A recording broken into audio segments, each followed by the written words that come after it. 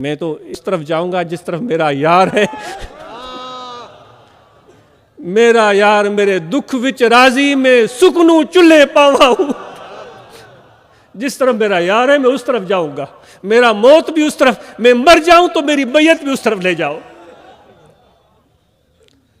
سلطنت اور بادشاہی کی نہ کبھی تمنا ہونی چاہیے نہ آئندہ کبھی ہو. میرے آقا نے کہا تھا کہ میں مسکینوں سے پیار کرتا ہوں. کیوں بھائی تم اتنے احساس کمتری کا شکار ہو؟ اللہم احینی مسکینہ دعا کرتے ہیں, میرے پروردگار. لوگ تو بڑے بڑے موجود تھے. اے میرے پروردگار مجھے مسکینوں کے ساتھ رکھ. میرے نبی کی دعا. بھائی میرے بھائیو, اگر آپ میں سے کسی کو یہ ناچیز نہیں جانتا, آپ سالوں سے آ رہے ہیں, لیکن میرا خدا تو آپ کو بھی جانتا ہے, مجھے بھی جانتا ہے. ہمارا پیغامبر میرا خدا ہے, وہ آپ کو بھی جانتا ہے, مجھے بھی جانتا ہے. یہ رشتہ, اس کا گواہ میرا رب ہے. اس تعلق کی بنیاد میرا اللہ ہے.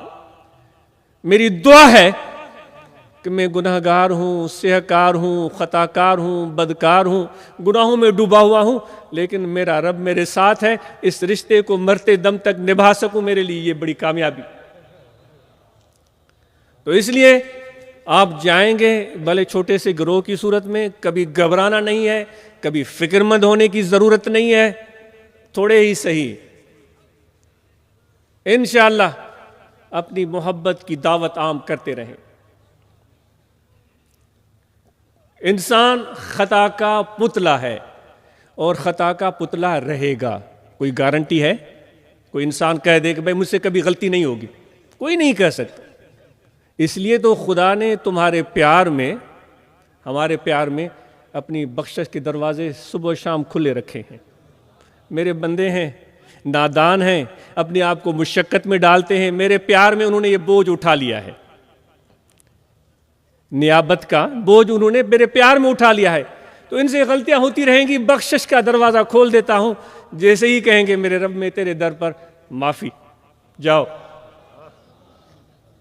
اے میرے رب میں آ گیا ہوں, معافی, جاؤ.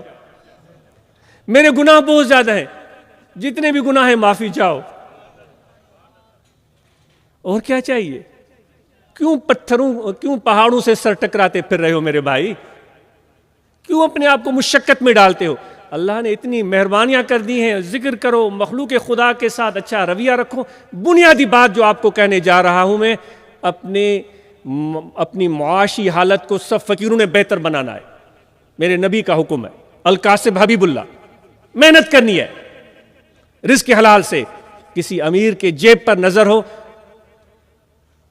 ہمیں شرم آنی چاہیے, ہمیں ڈوب مرنا چاہیے. اگر کوئی ہمیں 10 روپے بھی دے تو میری تمنا یہ ہو کہ مجھے اللہ تعالیٰ وہ توفیق دے کہ اس کو میں 10 کے بجائے 20 روپے دے دوں. غیرت مند بنو میرے بھائیو, اللہ مجھے بھی ایسی غیرت دے. ہمیشہ میں عرض کرتا ہوں, شیروں والی زندگی جینی ہے, کسی کے جیب پر نظر نہیں رکھنی. ہم خدا کے دروازے پر نظر ٹکائے رکھیں گے. اگر وہاں سے بھوک آتی ہے, وہ بھوک بھی ہمارے لیے عین زندگی ہے. تو اپنی معاشی, آج کے اس پروگرام کا جو لب لباب ہے ان میں سے ایک, سب فقیروں کو تاکید کی جاتی ہے, اپنی معاشی حالت کو بہتر بناؤ. تجارت کرو, کاروبار کرو, محنت کرو. جو ضروریات زندگی ہیں اپنے بچوں کو پہنچاؤ. ان کو اچھا گھر, اچھی چھت, مناسب. کوئی فضول خرچی کرنے کی ضرورت نہیں ہے, پھنس جاؤ گے, سردردی ہوگی. ایک بڑا بنگلہ بن گیا, بھائی فرنیچر کہاں آئے؟ فرنیچر آ گیا, بھائی اے سی کہاں سے آئے؟ اے سی آ گئے, اس میں اب رنگ روغن کیسے ہو؟ رنگ روغن ہو گیا. بھائی اتنے بڑے بنگلے کو صاف کون کرے گا؟ 5-6 ملازم آ گئے. وہ 5-6 ملازم آنے کے بعد پھر وہ کام صحیح نہیں کر رہے ہیں. اس نے وہ چوری کر لی, اس نے یہ کر لیا, اس نے سارا دن سردردی. بڑے بڑے بنگلے بنانے کی نہ مجھے ضرورت ہونی چاہیے نہ آپ کو. ایک پرسکون چھوٹا, جتنا مناسب سمجھو اتنا گھر بنا لو. میرا دل تو چاہتا ہے کہ جماعت بیٹھے ایک ماڈل گھر بنا دے, ایک نقشہ بنا دے کہ بھئی جماعت کے جتنے بھی ہمارے گدھا گاڑی چلانے والے, بوریاں اٹھانے والے, ان کے لیے یہ چھوٹا سا گھر اس طرح ہونا چاہیے, جس میں ایک کمرے ہوں جتنی ضرورت ہے, باورچی خانہ ہو, بیت الخلاء ہو, بہترین طریقے سے جس کو آپ سنبھال سکیں اور اس میں سکون سے رہ سکیں. پتہ ہے سب سے بڑا عیش کیا ہوتا ہے اس دنیاوی زندگی میں؟ وہ تو خدا کے پیار اور محبت کی باتیں وہ تو ہیں موجود، لیکن یہ بھی خدا کا پیار.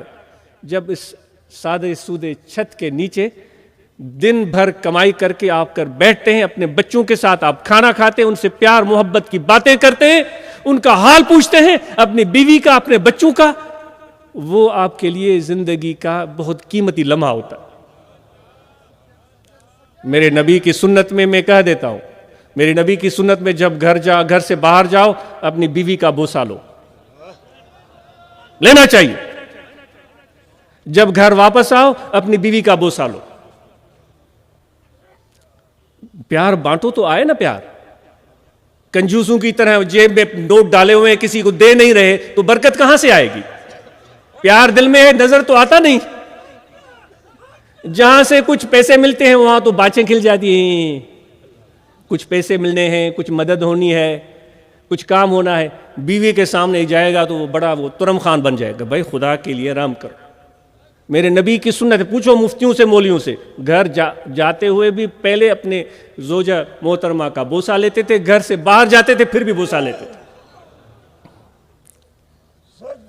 اور عورتوں کو تاکید کی جاتی ہے کہ اپنے شوہر کی وفادار اور بہترین دوست اور ساتھی بن کر رہو. دکھ سکھ غم میں اس کی رفیقہ، ثابت قدم، اس کا حوصلہ بڑھانے والی، اس کی ہمت بڑھانے والی. یہ جو شکوے شکایات ہوتی ہیں کہ ساس یہ کر رہی ہے، سسر یہ کر رہا ہے، کسی بھی ذکر والی عورت کو بالکل بھی زیب نہیں دیتی. ساس جو بھی کرے، سسر جو بھی کرے، آپ اپنی دل میں بالکل مثبت سوچ رکھیں، اپنے آپ کو درست رکھیں. اوروں کو آپ ٹھیک کر نہیں سکتے، کبھی بھی نہیں کر سکتے، اپنے آپ کو ٹھیک کریں. تو بیویوں کو چاہیے کہ اپنے شوہر کی ضروریات کا خیال رکھیں، ان کی خدمت کریں، ان کے سکون کا، ان کے آرام کا پورا بندوبست کریں. یہ آپ کے لیے ایک نیکی ہے. ایک ایسے سمجھے کہ جیسے آپ عمرے کر رہی ہیں، ایسے سمجھے. ڈیوٹی تو نہیں ہے، یہ آپ کی خدمت ہے. اور شوہروں کو چاہیے اپنے بیویوں کے ساتھ اچھا سلوک کریں. اور بچوں کی، اچھا ایک تو معاشی حالت سب فقیروں نے بہتر بنانی، ہاتھ اوپر کرو. اپنی معاشی حالت بہتر کریں گے محنت سے، اور اپنے بچوں کو اچھا گھر، اچھی چھت، اچھی تعلیم، اچھا کھانا ہم فراہم کریں گے، کیونکہ خدا نے ہماری ڈیوٹی لگائی ہے. یہ اللہ نے نعمتیں دی ہیں تو ان کا خیال رکھنا ہماری ذمہ داری.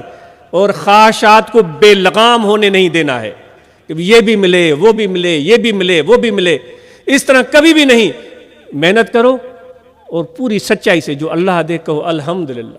اس میں ایسی برکت پڑے گی کہ کسی سیٹھ کے کروڑوں میں وہ برکت نہیں ہوگی جو تمہارے ہزار میں برکت ہوگی. تو معاشی حالت کو بہتر بنانے کے لیے سب فقیر کوشش کریں.